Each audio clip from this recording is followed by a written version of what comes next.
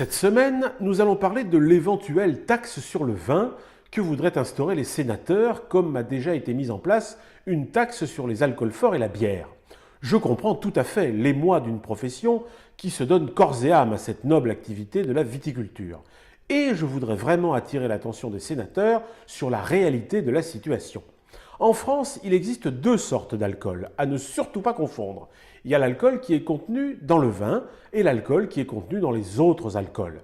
L'alcool contenu dans les autres alcools, whisky, vodka, rhum, tequila, white spirit, alcool à brûler, c'est de l'alcool méchant.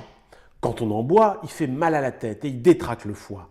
Après, on fait n'importe quoi. On cogne sur ses enfants, on enroule sa voiture autour d'un platane, on se promène tout nu dans les rues de Montélimar, on vote Jean-Luc Mélenchon, on devient accro à la télé-réalité. Alors que l'alcool dans le vin, c'est très différent. C'est de l'alcool gentil. D'ailleurs, c'est même plus de l'alcool, c'est de la culture. Ouvrons une bouteille de vin.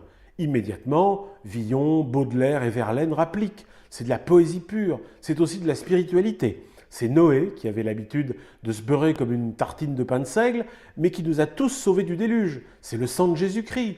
Le vin et son alcool gentil sont un livre grand ouvert sur le monde, les hommes, l'amitié, l'échange, la beauté, la fraternité. Il existe d'ailleurs des gens qui lisent beaucoup, au moins 2 ou 3 litres par jour. Ce sont des types formidables, copains avec les éléphants roses et les lapins bleus qui les accompagnent au quotidien. Au bistrot, ils savent philosopher comme Socrate et Platon. Tout le monde en est convaincu. Alors les sénateurs, on se réveille et on passe à autre chose.